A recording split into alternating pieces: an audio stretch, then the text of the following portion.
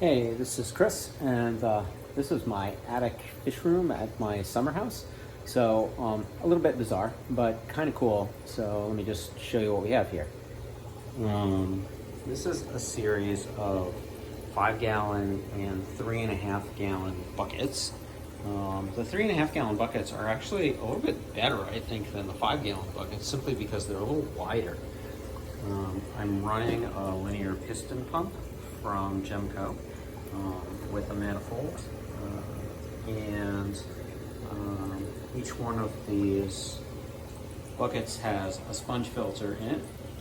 The water is low right now because what I do is I dump the water out down to the top of the sponge filter, and then I gradually fill it back up, and then I dump it back out again. And so what I have up here, this bucket right here has a single fry, which I have no idea what it is. It showed up in some plants, in a bucket full of plants basically. And the tank that those plants came out of had a whole bunch of different fish in it. So I have no idea what he is, and I can't see him at the moment.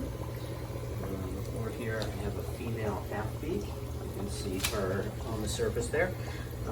Hopefully she's pregnant, and I'm waiting for her to have some babies for me.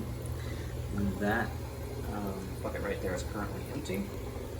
This one has a bunch of fry from my Japanese blue and gold double sword guppies. This bucket right here has my Mayuki Hidaka, and I'm hoping to get that mop full of eggs. And this bucket over here, it's hard to see them because they're small, but this bucket is loaded with Indian rice fish. Let's see if I can zoom in here a little bit. And I think you can see them in there. Last time I counted, there were somewhere in the neighborhood of 40 of them. These guys right here, these are lower sword guppies. And these are a high-end guppy. They were quite expensive. So I've already gotten a bunch of fry out of them, and they will be going back to my normal fish room, and I'll be able to look at them in a tank and be able to appreciate them a little bit more that way. This bucket right here is currently empty. This bucket right here has a female betta in it, and I tried to spawn bettas bucket style this summer when it was warm in this attic. In the summer it's about 84 up here, 85, and I had absolutely no luck. I had 2 different pairs going, actually 3 different females I tried with the 2 males, and nothing. Nobody even made a halfway decent bubble nest, so that was a strikeout. This right here is baby lower sword guppies. I think there's about 25 of them in there. This right here, these guys are really skittish, so we're not going to see them. But these are baby sunset mollies, which were delivered in my outside pond.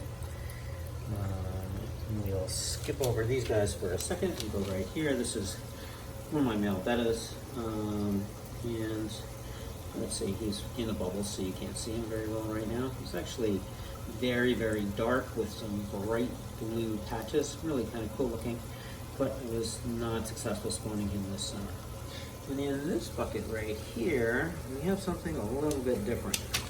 So, I live in New York, and my summer house is on the eastern end of Long Island, and these are spot-fin butterfly fish.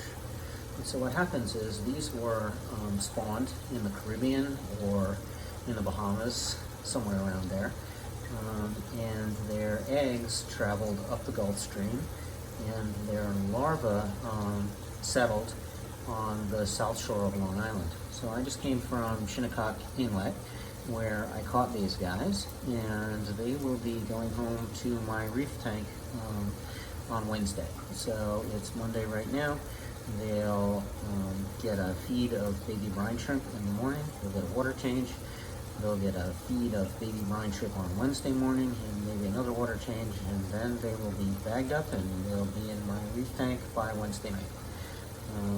I have found over the years that the best way to get these guys to survive is to get them right into a reef tank so that they have lots of little copepods and isopods and amphipods to graze on. And so I will do an update and let you guys know how they're doing later on, but in the past I've had really good luck with them.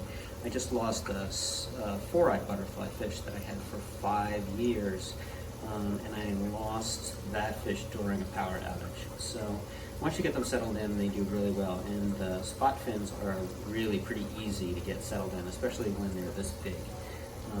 I saw a couple that were the size of my pinky nail while I was diving today, and those are really, really hard to get going. But these guys, normally, they settle in pretty well. All right, that's it for now.